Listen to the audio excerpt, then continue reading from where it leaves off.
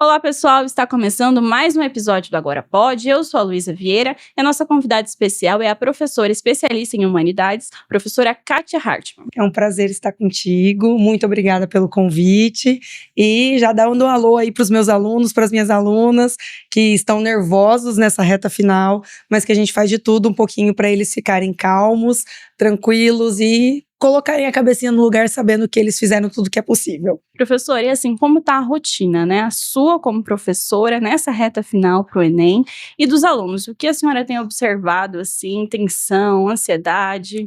Tensão e ansiedade. Essas semanas que antecedem acabam se tornando muito intensas, porque vem não apenas dos alunos, mas vem por parte das escolas também, uma tentativa muito grande de retomar o máximo de conteúdos possível, né? Então a nossa dinâmica, ela é trabalhar os conteúdos ao longo do ano e nas semanas que antecedem fazer revisões. E essas revisões às vezes acontecem no período da tarde, acontecem no período da noite, então é muita coisa ao mesmo tempo. Cuiabá agora está voltando com muita força os alunos a buscarem universidades específicas. Então, por exemplo, a gente vai ter a Unemat, a gente teve a UFGD, esses tempos, nós vamos ter a UFMS. Então, ao mesmo tempo que está todo mundo se preparando para o Enem, também estão se preparando para os vestibulares específicos. Aí a gente tem aulas especiais para vestibulares específicos. É uma reta que tem muitos aulões preparatórios, né? Então o aluno ele fica muito assim, eu vou no aulão, eu não vou no aulão, eu reviso, eu não reviso. Então é um momento de muita tensão, incertezas, dúvidas, inseguranças, mas ao mesmo tempo é um momento em que muitos já estão confiantes. Muitos já percebem que a preparação foi feita, que eles estão seguros para o processo. Então tá todo mundo um pouco surtado, mas nem tanto surtado, tanto professores quanto alunos. E assim, intensificar os estudos agora, nessa reta final, não é prejudicial? Não causa algum problema na hora da prova? Exatamente. A gente bate muito forte na tecla de que você tem que fazer tudo o que foi possível até setembro, nas 2 primeiras semanas de outubro. Agora é a hora de pôr a cabecinha no lugar, não deixar de estudar, claro, mas assim, atender os principais focos que o aluno percebeu ao longo do ano que ele ainda tem dificuldades. Aquilo que ele está bem, ele pode deixar para uma parte mais de lazer, sabe? De repente assistir vídeos, assistir filmes que tenham a ver com esse assunto. E aí eu não estou falando só na área de ciências sociais, de linguagens, estou falando na área de natureza, estou falando na área de matemática também, porque tem muita coisa, né, que envolve o audiovisual e que o aluno está estudando, mas não está ali colocando toda aquela capacidade ativa dele, né? Por isso eu chamei a atenção dos aulões. Os aulões são esses momentos em que ele tem tanto a parte do aprendizado, quanto a parte da própria descompressão. É a tentativa de fazer o equilíbrio. Então, realmente, como você mesmo perguntou, é uma tentativa agora de não focar tanto nesse estudo mais pontual, mas tentar abrir um pouquinho a cabeça, continuar estudando, ter uma coisa mais leve, uma rotina mais leve de preparação para o dia que é tão importante. Entendi. E assim, a dica para aquela galera que está há muito tempo longe da escola, né? Vai tentar o Enem para conseguir uma bolsa de estudos em uma área que sempre sonhou, por exemplo. O que fazer? Às vezes conseguiu estudar, mas conciliando com o trabalho, às vezes uma rotina, né? Diferente de um aluno de 3º ano, né? Que é mais dedicado a esse estudo. O que fazer agora nessa reta final? Quais são suas dicas para tentar, de alguma maneira, né, recuperar talvez esse tempo perdido? Maravilhosa essa pergunta. Eu vim refletindo muito, né, sobre etapas do ensino e sobre grupos mesmo. A gente tem que pensar nos grupos de alunos de escola pública, a gente tem que pensar em grupos de alunos que são da rede particular, aí a gente tem que também pensar que a rede particular ela não é homogênea, nada é homogêneo, na verdade. Então, tem escolas particulares que têm um foco muito grande no Enem, outras nem tanto. Aí a gente tem alunos de 1º e 2º ano, aí a gente tem os alunos do 3º e do extensivo. Então, são muitas diferenças, né? camadas, né? Como diz a minha colega Kelina, são muitas camadas. Ai, maravilhosa! Sou coordenadora do curso dela, do curso de redação dela. São muitas camadas mesmo, né? Então, a primeira dica que eu dou é entender os pontos fracos. Então, onde eu tenho dificuldade e o que eu posso fazer. De novo, tentando equilibrar. Uma pessoa que trabalha não vai conseguir parar de trabalhar para poder estudar. Então, buscar conteúdos leves. Também tem que se conhecer. Como o aluno aprende melhor. Eu tenho um programa de tutoria que eu acompanho os alunos e eu encaminho atividades específicas para cada um dos meus tutorandos.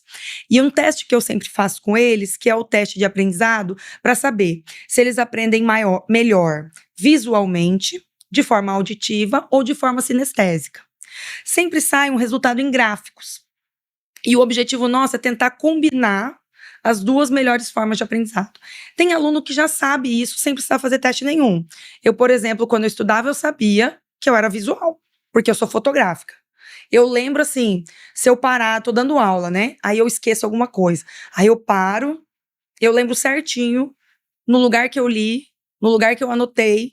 Então, eu sou visual. O meu estudo, eu preciso investir muito no visual. Mas tem aluno que é muito auditivo. E tem outros que são sinestésicos. Então, ele também precisa se conhecer para que o que ele for fazer seja o ponto forte dele, sabe? Então, primeiro é analisar o que pode ser feito, quanto tempo tem disponível para isso e tentar focar naquilo que são as maiores dificuldades. E reforçar o que é fácil também. Porque tem uma outra coisa no Enem. A gente tem muito a questão de pensar, né? E as exatas e as exatas como um todo, né? As ciências da natureza e a matemática são as mais difíceis. Espera aí, não é para todo mundo. Tem gente que tem dificuldade em linguagens humanas. Aí a gente tem que pensar nos TRIs. TR de linguagens normalmente é baixo. TR de ciência da natureza normalmente é baixo. E como que você precisa estudar para alcançar uma boa média? Sempre focando nas questões mais fáceis. Esse é um outro detalhe que às vezes o aluno esquece. Aqui em Cuiabá, o nosso nicho ainda de alunos e de professores e as escolas como um todo, nós somos muito focados em número de questões. Eu tenho que acertar 40. Se eu acertar 40, em tudo eu vou passar em medicina. Peraí, não é bem assim. Você pode acertar 36. Você pode acertar 38. Se você tiver um alto TRI, o que significa isso? Acertar as questões fáceis e errar as difíceis. Porque a teoria de resposta ao item é para evitar chutes. Então, o aluno que chuta, ele pode acertar uma difícil e errar uma fácil.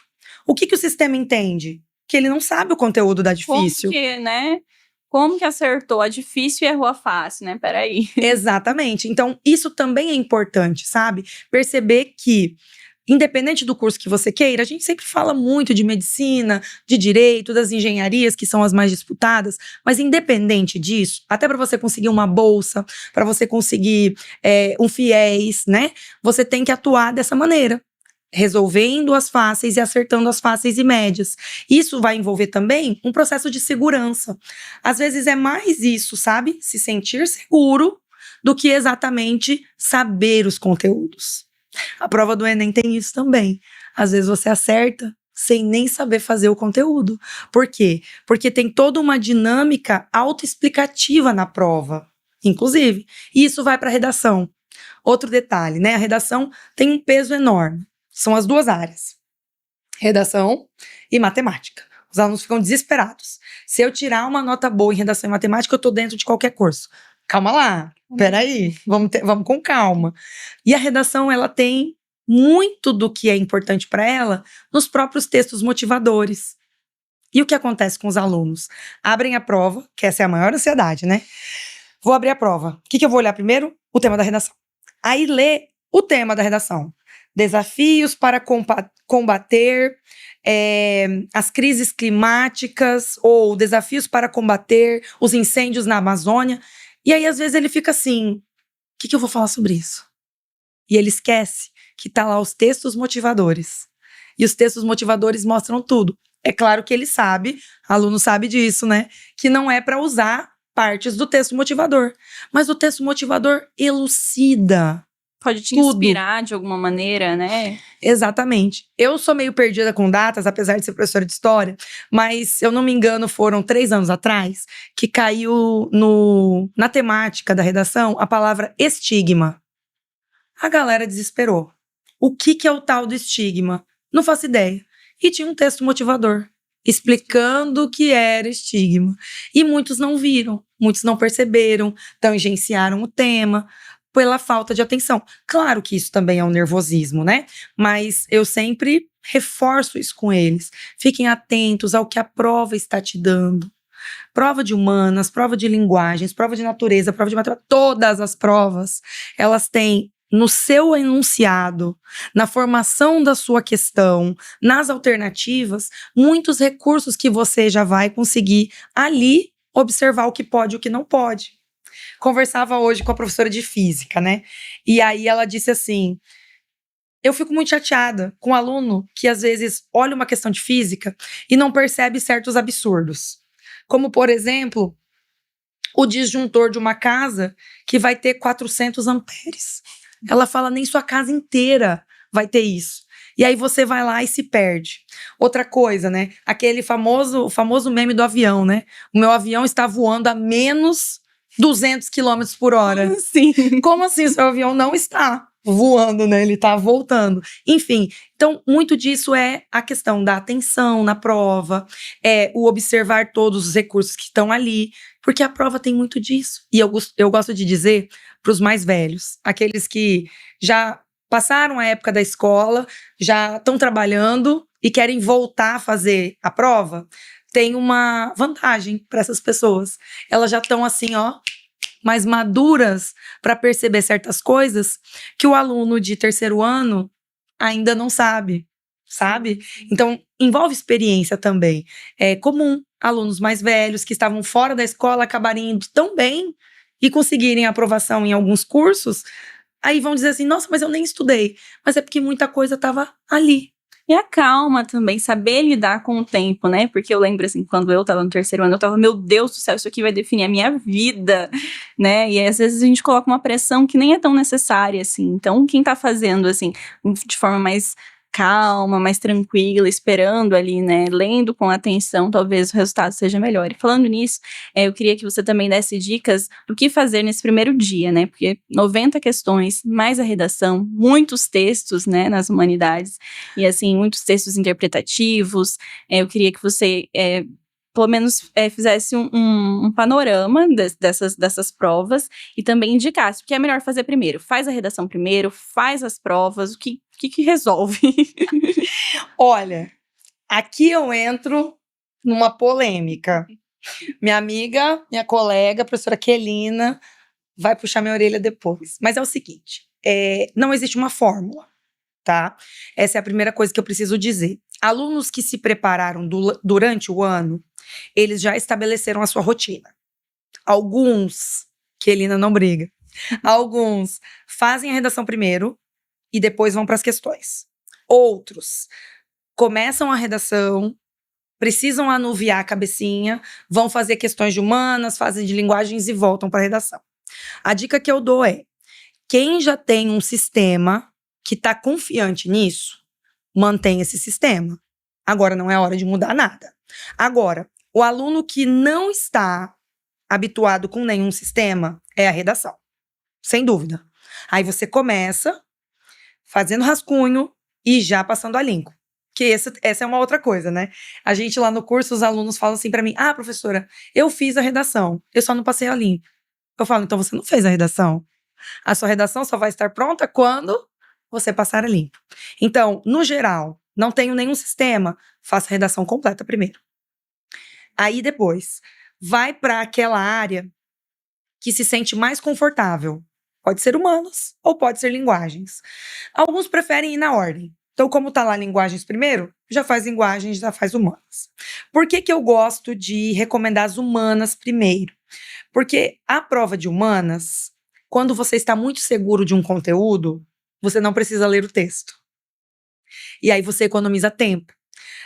Como eu ensino meus alunos a fazerem provas, questões de humanas? Sempre olhando o comando da questão. O comando da questão é aquela partezinha antes das alternativas que tá te dizendo, eu quero que você me diga tal coisa. Porque ali você já entende o que você está procurando e muitas vezes você já elimina algumas alternativas. De acordo com o tema, de acordo com o assunto, você sabe que tem umas coisas descabidas ali. E aí você já elimina. E aí você vai para o texto orientado, sabendo o que você está procurando. E aí você não precisa ficar naquele texto ali muito tempo. Outra dica: filosofia. Ninguém tem dúvida que a parte de filosofia é a mais difícil de humanas. Então você chegou em filosofia, empacou, filho, vai para outra. Não fica ali. Tudo bem, isso é para todas as questões. Empacou demais, segue adiante, por causa do tempo. E as questões de linguagens, aí sim, a gente vai precisar ler com calma. É por isso que a gente também pode recomendar para alguns que façam linguagens primeiro, porque vão estar com o cérebro um pouco mais tranquilo para refletir sobre aquelas questões. Outra coisa, é importante também dedicar momentos para parar de pensar. Como assim? Ir ao banheiro. Tem muito aluno que fala assim para mim, professora, eu não gosto de ir ao banheiro porque eu perco tempo. Eu falo, vamos pensar melhor sobre isso? Às vezes você não está perdendo tempo. Você está ganhando um tempo de qualidade depois. Então é óbvio que você não vai pro banheiro, você vai ficar passeando como você faz na escola, né? Porque a gente tem os alunos da escola que fazem isso. Não vão pro banheiro, querem passear. No Enem você não vai fazer isso. Mas você vai ao banheiro para você respirar, para você refletir, né? Então, fazer esses intervalos. A mesma coisa a alimentação e a água. Eu escutei alunos falando para mim ao longo desse ano, eu não bebo um gole de água na prova. Fiz isso na minha vez. Como é que você oxigena seu cérebro se nem água você tá dando pro pobre? A gente brinca, né? Pobre do seu cérebro, que você não tá entregando nada para ele. O comer. Tem que comer alguma coisinha. Claro que você não vai colocar uma bomba de açúcar lá, né? Eu adoro observar o pessoal que chega lá na prova do Enem, que a gente fica normalmente em frente a uma universidade, onde muita gente faz a prova, e a gurizada chega, né, com todo tipo de comida. E aí tá lá as bombas de açúcar. A bomba de açúcar, um chocolate, né, algo muito doce, pode te causar um pico de energia e depois isso cai. Então você também tem que estar se conhecendo ali, sabendo disso. Então, é uma prova de resistência, é uma prova que testa conhecimentos, mas que testa também concentração, que testa os desafios que você está ali superando e, no fim das contas, tem que ter calma, né? Tem que tentar a tranquilidade. Onde você vai encontrar essa tranquilidade? Cada um vai saber disso. Alunos, alguns falam para mim assim, eu gosto de ir fazer prova onde os professores estão, porque daí eu recebo o abraço e fico mais calmo. Tem outros que não gostam. Por quê? Porque lá é uma adrenalina. É muita gente. Tem aluno que prefere, eu gosto de fazer numa escolinha de bairro, que eu chego lá quietinha, já entro pra sala, já me concentro e já faço a prova mais concentrada. Teve uma aluna que me falou assim, prof, eu sou muito tagarela, né? E aí, ano passado, eu entrei pra sala 1 hora antes da prova. E eu fiquei naquela 1 hora, na maior angústia, só esperando a prova começar. E aí, quando começou a prova, eu tava fazendo isso e fiz a prova. Eu acho que esse ano eu vou fazer diferente. Eu acho que esse ano eu vou ficar conversando e quando faltar uns 15 minutinhos, aí eu vou pra sala, aí eu me acalmo e me concentro pra prova. Eu falei, é isso. É isso, assim. Uma pessoa tagarela, me bota aí 1 hora pra eu ficar sem conversar com ninguém. Esperando, né? Esperando. Eu não vou dar conta. Eu vou estar mais ficando nervosa do que me preparando para a prova. Então, o aluno tem que se conhecer, o aluno tem que saber o que é melhor para ele.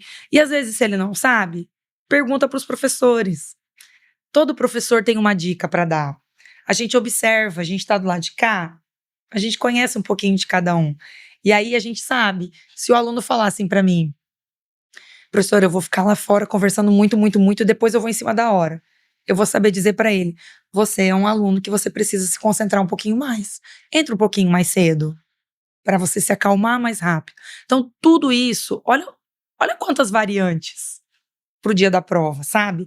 E a angústia, a tensão, a pressão dos pais, isso tudo, às vezes, pesa, né? Pesa demais. A gente fala isso muito.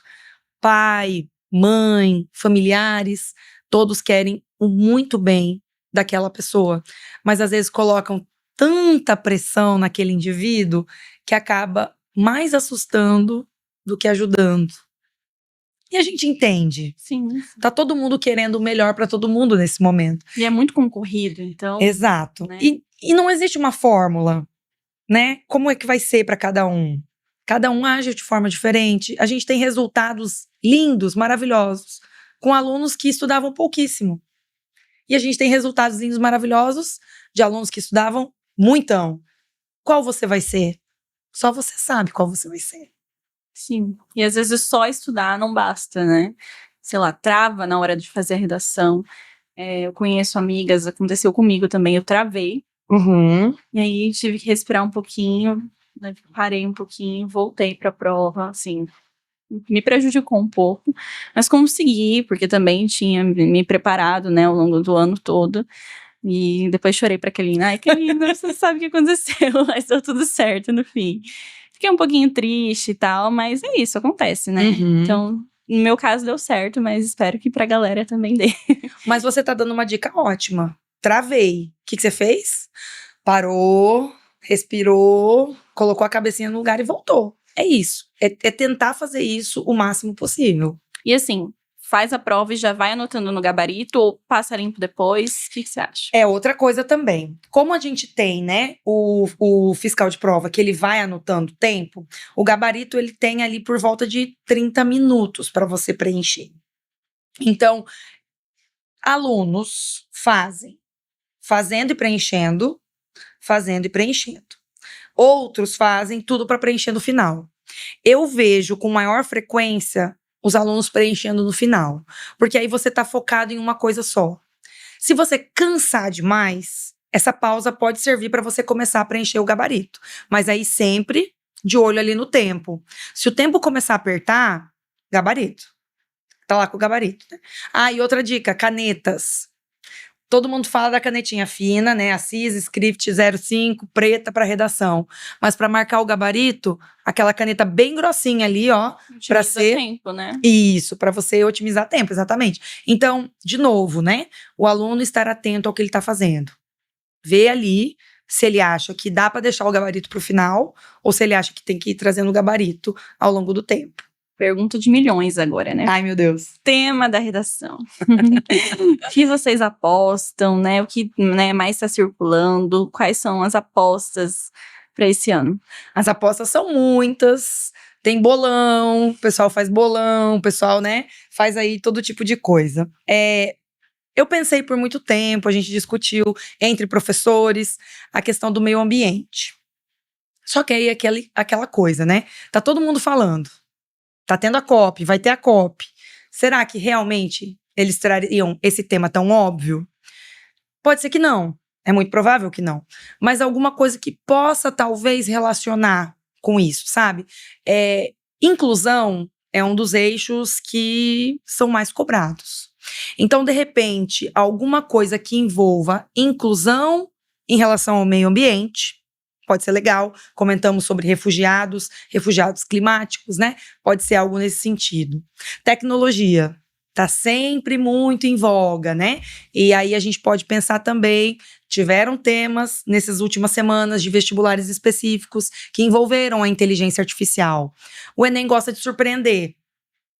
Então, meio que já está atento. Claro que a prova está pronta, já faz muito tempo, mas também já estão observando o que podem estar caindo e sendo cobrados em outros vestibulares. Então, tecnologia junto com inteligência artificial, talvez não, mas uma tecnologia, de novo, que possa trazer a inclusão, aí pode ter uma relação. Não podemos ficar aqui querendo acertar os temas. A gente sempre comenta que o mais importante é olhar o tema com calma e com atenção. Não ler só lá o temazinho pronto, né? Então, lá embaixo, bonitinho, escreva um texto dissertativo, argumentativo sobre tal coisa. Não é ali que você tem que olhar. Não é aquilo que você tem que focar completamente. Claro que por causa do recorte, você tem que olhar com atenção ali. Mas muito mais os textos motivadores. Não esquecer de ler os textos motivadores. Escuto muito aluno falando para mim, prof, eu não li o texto motivador. Errou, não pode, não pode. Tem que ler tudo. Não apenas, né, para você pegar aquilo que pode ser uma inspiração, mas também para você entender por completo o tema. Que às vezes, inclusive, você relaciona com outros temas. Ah, eu nunca escrevi sobre isso, mas eu escrevi sobre uma outra coisa que também tinha a ver. E aí você vai lembrando daquilo, você vai lembrando dos repertórios, você vai lembrando da sua tese, de como que você pode fazer a intervenção, de como você pode resolver aquele problema. Tema, gente, talvez seja a parte menos importante. O mais importante é você saber lidar com o problema que apareceu para você. Como que você vai solucioná-lo e como você vai entender onde está o problema, né? Por exemplo, em questões ambientais, de quem é esse problema? Quem é o causador? É o ser humano. Mas aí a gente tem o Estado, que tem que ser o garantidor de respostas para isso.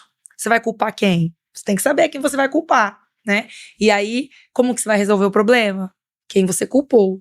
E aí a gente tem alguns culpados, alguns vilões aí, que são fortes, que são emblemáticos, né? O Estado é o principal deles. Outra, a gente gosta, né, de, entre aspas, de novo, entre aspas, culpar as famílias. Quando a gente está pensando em questões que envolvem, né, a educação, não é só a escola, é a escola e a família. E aí a escola e a família que falham para algumas situações, para alguns temas, também, como a escola e a família podem ajudar a solucionar esses problemas, entende? Então, tema, se eu fosse colocar numa caixinha agora, eu acho que vai ser, eu tenho alguma coisa ligada com o meio ambiente. Não assim, na sua cara o meio ambiente, mas alguma coisa ligada, eu acho que pode ser. Eu apostaria nisso. E em relação, assim, repertórios, né? Tem algum repertório que você indica que possa ser, assim, coringa na hora de usar nas redações? Ai, amo. Amo, amo, amo. Ao longo desse ano, eu tive 2 cursos, eu dei 2 cursos. Um sobre eventos históricos e um sobre autores da sociologia e da filosofia. E essa coisa do repertório coringa, ela é também um pouco, vamos dizer, polêmica, né? Porque tem muita gente que fala, não pode. Recentemente saiu aí uma lista de repertórios que seriam proibidos. Isso não existe, tá, pessoal? Não existe repertório proibido. O que existe é você usar um repertório que você pensa que ele se encaixa em todo lugar, mas ele não se encaixa. Platão, Machado de Assis, tem gente que fala assim, nossa, Utopia, de Thomas Moros, dá para usar em tudo. Ensaio sobre a cegueira, do José Saramago, dá para usar sobre tudo. Calma lá, vamos devagar. Então, primeiro de tudo, o aluno tem que ter repertórios coringas múltiplos, para diferentes áreas, para que o seu repertório seja produtivo, pertinente e legitimado. Essas são as 3 palavrinhas de ordem aí da professora Quelina, principalmente, né? Então, repertório legítimo, repertório produtivo e repertório pertinente. O que vai combinar com o quê? Eu trabalhei recentemente com uma autora, uma historiadora francesa, que fala sobre os excluídos da história. E aí, o foco de estudo dela eram os operários, as mulheres e os prisioneiros. Então, qualquer tema que envolva trabalhadores, classe trabalhadora, as mulheres e os próprios prisioneiros, você pode usar essa autora. O nome dela é Michelle Perrault. Michelle Perrault, ela vai propor uma história vista de baixo. Então, eu vou trazer aqueles que estão marginalizados para visibilidade. Então, temas de invisibilidade, que o pessoal gosta do José Saramago, dá para trocar por outros repertórios. Michelle Perrault é uma delas. Eu gosto muito de repertórios históricos. Tem uma redação de alguns anos atrás, que tirou 1000, uma das redações 1000 no país, fez uma associação com o processo do feudalismo. Então, o feudalismo, que hierarquizava a sociedade de uma determinada forma tão rígida, ela pode ser utilizada também para outras coisas, para outros elementos, né? E aí eu trabalhei, por exemplo, com a Revolução Francesa. A Revolução Francesa, ela pode ser colocada em temas, em assuntos, utilizada como repertório daquilo que precisam de mudanças bruscas. Então, se a solução do seu problema vai envolver algo muito brusco, Tá aí, ó, Revolução Francesa para você falar. Meus alunos adoram Revolução Industrial, que Revolução Industrial também é outro conjunto de transformações que podem aí estar Marcador de ligadas. tempo, né? Então, Isso, estar ligadas com outras mudanças importantes, que tem aí a ver com o capitalismo, que tem a ver com as classes sociais, que abrangem muitos temas. Então, de certa forma, esses são repertórios coringas, mas que você tem que saber utilizá-los, torná-los pertinentes, legitimados e produtivos. O que significa produtivo, né? Trazer uma resposta que realmente está ligado com aquele problema, certo? Então, eu deixaria esses repertórios aí como repertórios que eu indico pro pessoal. em relação às questões, né? Acredita que tem algum tema de relevância para ficar mais atento e que pode cair também na prova? Tenho vários. Você quer de todas as áreas na humanas? Eu quero, pelo menos uns 3. Pelo menos uns 3 na humanas. Tá. Eu sou formada em História, então vamos 3 de História. Primeiro, questões que envolvem a industrialização e a globalização. Vai estar certeza lá, tá, pessoal? Outra questão que envolve é a história do Brasil. História do Brasil tem mais questões do que história geral. O pessoal fala de Getúlio Vargas. Esse ano vem ou não vem? Existe a possibilidade, tá? Desde o meu Enem, eu estava estudando no Getúlio Vargas, porque ia cair. E sempre caía, Sempre né? cai. E aí teve um tempo que não caiu, ficou todo mundo, meu Deus. Cadê? No outro ano caíram 2 questões de Getúlio Vargas. Então, Getúlio Vargas, tá aí, importante. Mas, para além disso, o nosso período colonial. Por quê? Porque a gente está, atualmente, ressignificando o período colonial. Isso aqui é importante. Tem um conceito que é sociológico, mas é histórico também, de decolonialidade. A decolonialidade é esse conceito que envolve enxergarmos os eventos históricos, enxergarmos a perspectiva tradicional de uma outra maneira. Então, o período colonial na história, ele tem sido revisitado, tem sido trazido à tona elementos que por muito tempo ficaram excluídos. Ó, a Michelle Perrot de novo aí. Então, a colonização trazida de uma outra perspectiva. A colonização a partir da perspectiva indígena. A colonização a partir dos africanos trazidos, né? E dos afro-brasileiros. Então, em história, eu acho que isso vai ser muito pontual. Em sociologia vai envolver isso também, esse processo de decolonialidade. Então, os movimentos sociais. Eu falo para os meus alunos, ano sim, ano também, vai ter no mínimo 3 questões ou 2 de movimentos sociais. Quais são? Movimento feminista, movimento negro, movimento indígena, movimento LGBTQIA+, movimento, né, das pessoas com deficiência. Isso tudo é a parte da inclusão e que na sociologia é muito forte. Além disso, na sociologia também, agora casadinho com filosofia, relações de poder. O Enem gosta muito de falar de relações de poder, aí usando diversos autores, por exemplo, o Michel Foucault, mas também o Max Weber, que é um dos clássicos, né? Então, uma análise ali de poder. Filosofia gosta de filosofia antiga, então um sofista, um Aristóteles, um Platão, mas também dessa filosofia mais moderna, Kant, Nietzsche, um desses aí pode dar as caras, pode aparecer.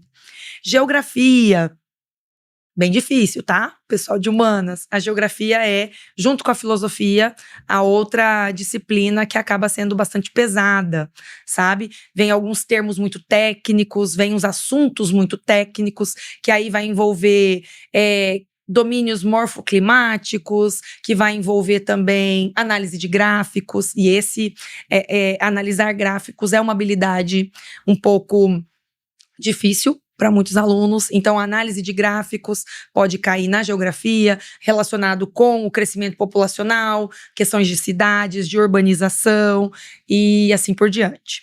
Na área de linguagens, eu fico mais com a parte de arte, tá? Vou ter que puxar a sardinha aqui para mim, porque eu também dou aula de história da arte. E tá lá também a tal da decolonialidade.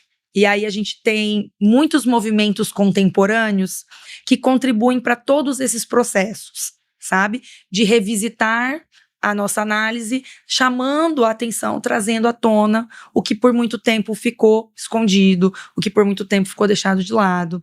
A arte contemporânea hoje, ela é muito intensa e muito efêmera também, então muito do que é produzido é para um determinado período de tempo, depois ela desaparece, ela some, porque tem até uma crítica da realidade na qual a gente está inserida. Enfim, gramática. Nossa, gente, gramática. Deem atenção para gramática. Gramática que é muitíssimo importante para a redação, né? A gente tem uma competência específica de gramática que muitos alunos acabam perdendo ponto, né? Pela dificuldade da gramática mesmo. Nós temos, na parte de linguagem, muitas questões que envolvem a gramática, as formas que são construídas as orações, e literatura é muito forte também, né? Literatura, tanto a contemporânea, quanto uma literatura um pouco mais tradicional, um pouco mais ali do romantismo, isso também vai estar ali, vai estar aparecendo. Perfeito, prof. Então, agora a gente já está caminhando para o fim da nossa entrevista. E assim, se tiver algo que eu deixei passar, qual que é a mensagem que você deixa também dos seus alunos e para todos que vão tentar a prova? A minha mensagem tem que ser a mensagem de agora acalmar o coração. A gente precisa, nesses últimos momentos, entender que tudo que foi possível ser feito, foi feito. Não dá para agora tentar tirar todo o atraso. Hoje, tem mais a semana que vem, já é o primeiro dia, né? Dia 9 tá aí. E aí a gente tem que tentar relaxar. Nunca deixando de estudar. Como eu disse no início, né? Um filme, uma série, um livro, um vídeo no YouTube, né? A gente tem aí tantos recursos que a gente pode utilizar. Então, é ter calma, é ter tranquilidade, é se conhecer. No dia da prova, gente, um domingo. Você tem que estar lá cedo, meio-dia fecha o portão. Que horas que você vai almoçar? Saber se você vai almoçar ou se você vai comer algo mais leve. Qual meio de transporte vai usar para chegar? Qual meio de transporte? Onde você vai fazer essa prova?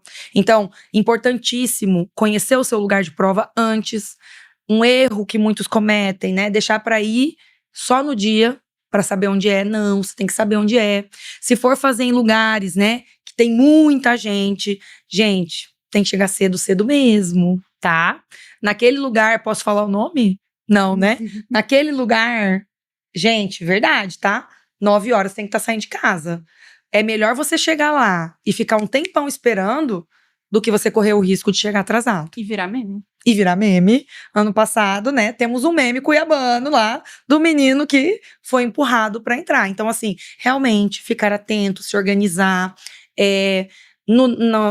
Na virada, né, do sábado pro domingo, também fazer um programa leve, fazer algo leve, tentar relaxar. Eu acho que a minha dica é essa. Colocar na sua cabecinha, compreender e pensar mesmo que o que foi feito vai ser aquilo que vai fazer a diferença e que agora, né, o momento é deixar a sua cabeça leve para você lembrar de tudo que for possível lembrar na hora da prova e fazer com atenção.